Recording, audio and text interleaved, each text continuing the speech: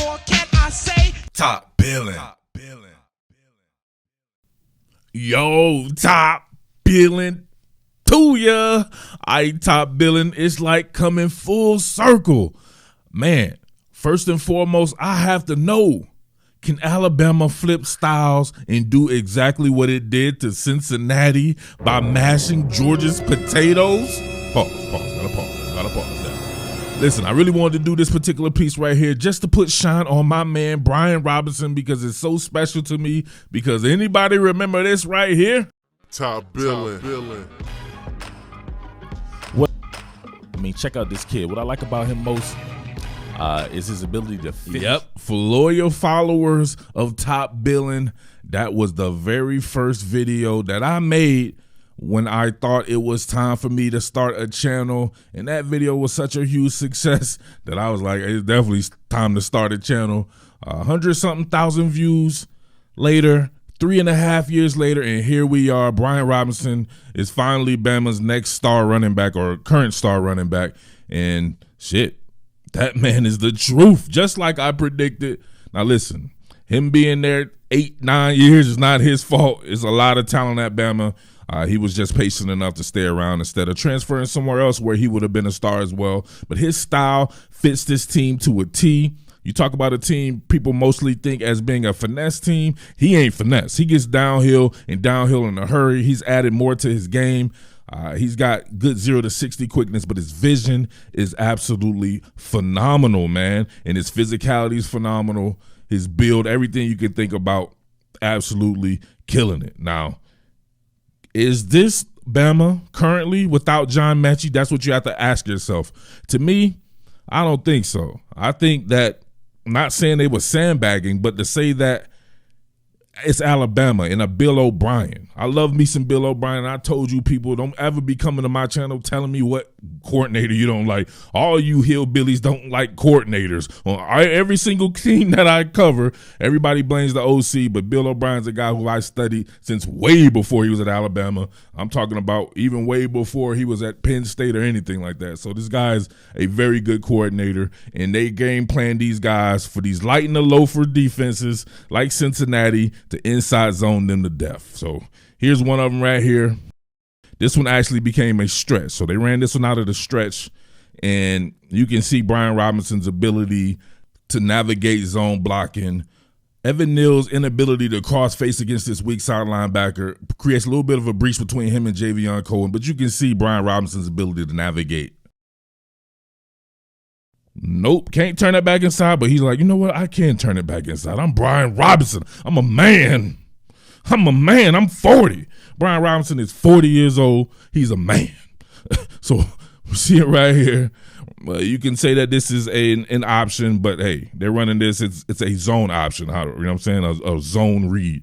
But I don't think so. I think he just handed that bad boy off. So we see right here, it definitely not. Because think about it. If the guy's crashing this damn hard, wouldn't you keep it if you're Bryce Young and go one-on-one with a safety back there? But he hands that bad boy off, and you can see Evan Neal splatter-whacked himself, jackhammered himself, and I think he may have took out Cohen too. So nothing going right here, right? You see they have this edge very much lined up perfectly right there to make him turn it back inside. They actually played this very well, but he sticks that foot in the ground, finds the organic crease, which is none, and makes it one himself. He organically made an organic crease. Look at that, running through actual form tackles. He's not running through arm tackles. He's running through form tackles. This guy is a maniac, an absolute maniac. He's the only cat that I know that Saban's like, hey, man, you want to not take contact sometimes? Saban wants you to take contact. Saban asks that man to sometimes not take contact. That's how hard this guy runs, man. He is a complete animal. I think logically, why wouldn't you run the ball against this type of box? Now, people are going to say with the late additions from the second level, it still becomes kind of a five-man front. But these guys are being added late and then approaching the situation. It's not like it's friction on friction where they're right in front of each other and then maybe leverage wins. These guys are already off their feet, so being able to blow them back off the ball, that's what running the football is about, especially when you're talking about something like an inside zone. So you can even see Javion Cohen here climb up to the second level real easy. There's nothing there to restrict them of really getting up there. You know what I'm saying? It's just stuff like that. So to me, Bama is just a smart football team, and people are saying that they didn't look the same and all this. They looked exactly how they were supposed to look. Look at that right there. Look at the line of scrimmage. And this is on zone play. Look how much the line of scrimmage has changed just that quick. That's just too easy. It's stealing. And then Brian Robinson out the gate, 88 out the gate. So I don't know what to tell you. I don't know what to tell you right there. People are going to contrast this, right? So remember, this is people who ride the wave. Before the first Georgia game, I said that Alabama could very well beat Georgia, and I picked Alabama to beat Georgia. So after that game, Georgia got slaughterhouse. So people say there's no way Georgia could ever beat Alabama and this and that. Now Alabama has this type of game against Cincinnati, and Georgia slaughters Michigan. I don't know what the consensus is out there, but I can kind of feel it to where it's back to pretty much even, I would imagine, for what people's thoughts are there, especially the style of football Alabama had to play. Can Alabama, if they have to, can they do this against Georgia? I want you to answer that in the comment section. If they have to, could they get this style of ball off against Georgia? To me, I'm going to say no chance. Georgia plays the style of football to stop this type of rushing attack, right? And they have the horses up front and everything. It will be tough, no doubt about it. But I guess if anybody could, it would be an Alabama type team. And obviously, they wouldn't just run inside zone. But I don't know. I would love to see. I would love to see if both of them had a gentleman's agreement and just would run the ball against each other like 2011 is back or some shit. On this one, I want you to watch the zero technique between McLaughlin and J.C. Latham here. You can see this dude get his little ass washed away like rain. Look at this. Come on. It's just a quick zone. So you want to bend that bad boy back off the outside hip of Latham, and they do a damn good job of it with the double at the point of attack. 2 doubles because there's only 3 men on the line of scrimmage, and this guy is getting held by the Bryce Young's ability to get out the back door. But double at the point of attack right here. They riding his ass way to the concession stand. Robinson's able to stick that foot in the ground, get north-south, and you know how he does. He's just going to lower that pad level and continue to get an extra 2 or 3 yards beyond contact. Contact balance on point. Sometimes it was like death by 1,000 cuts. 4th and 2 right here, and you get Jaleel Billingsley with a lead zone. Leads right up to the strong side linebacker, and Brian Robinson does just enough with his physicality to make sure that they get those 2 yards. Look at that. Oh my God. Look at the carnage. Let's go. Got to go back on that again. Double at the point of attack. Cohen and McLaughlin. Jaleel Billingsley right here with the lead block. Good job. Of course, Brian Robinson understands how to navigate this time off that outside hip to give him a chance to go one-on-one, lowers that pad level, and bang, look at him. Put him to cold sleep. He sleep, wakes himself back up, and then gets back to sleep again when Robinson and his own teammate falls back on him. So now he was weekend at Bernie's the rest of the damn game. He was a non-factor. Remember, they're in 11 personnel, so they were keeping Cincinnati in their base defense, and they were staying in pretty much their base offense there. This time you get a split zone, cross formation blocked by Jaleel Billingsley. Of course, it's an inside zone variety. Take a step out and up and just get after it. But this time Robinson navigates this perfectly. Look, not there, gets it to the outside and doing Brian Robinson things. Come on. I love it.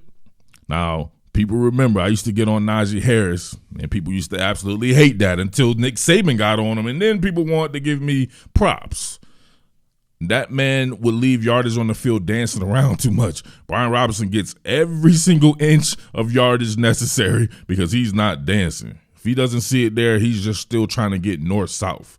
You see right there initially is like, okay, that's going to open. He could have stuck that foot in the ground and maybe shot it up through where the A-gap was there, but he can feel the breach here, but he can also feel the seal coming right here, and you can just see it. Great job out here.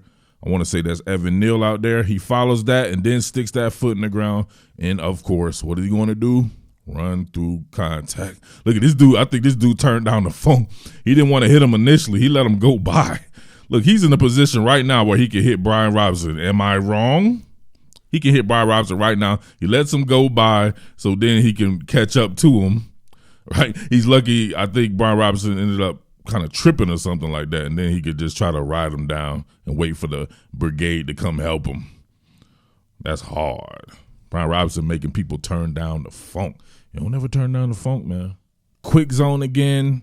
Remember I told you quick zone, you want to get on the outside hip of that tackle, so it end up eventually coming here. But you're going to see these guys once again wash away the zero technique.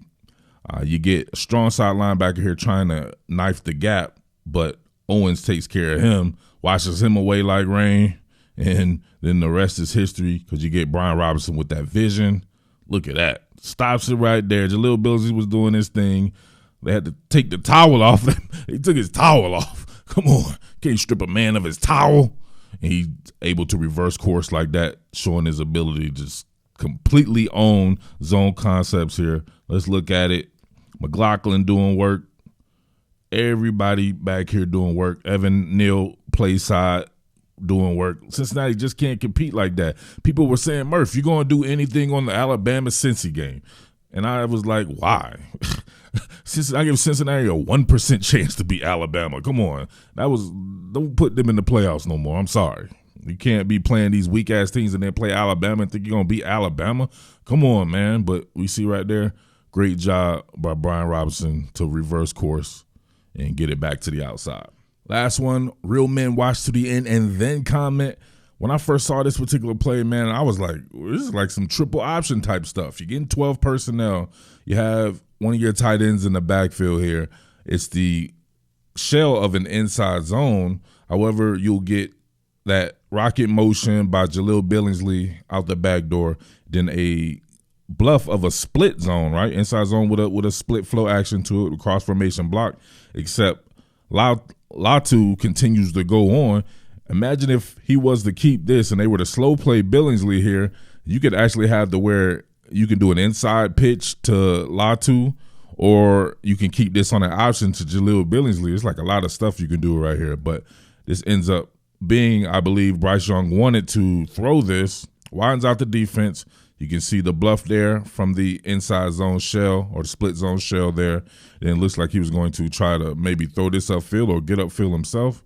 But, of course, this man is like a point guard out there, Isaiah Thomas or somebody like that, draws the defense and then pitches it to him. I'm not sure if that was planned, but that was perfect. And then Latu does the rest, lowers the shoulders, getting his Brian Robinson on. So I just have to know, do you think this was by necessity that they played like this? Because John Mechie not being there took away 96 catches on the season and damn near half the yardage or whatever they would get through the air?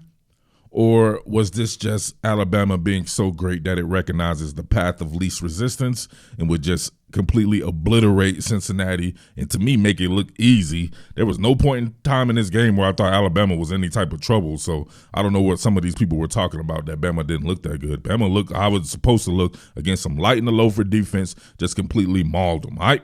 So let me know what you think about that, man. It's your boy Murph, the DMV King, BKA the Underground King, Top Billin Sports, and I am out.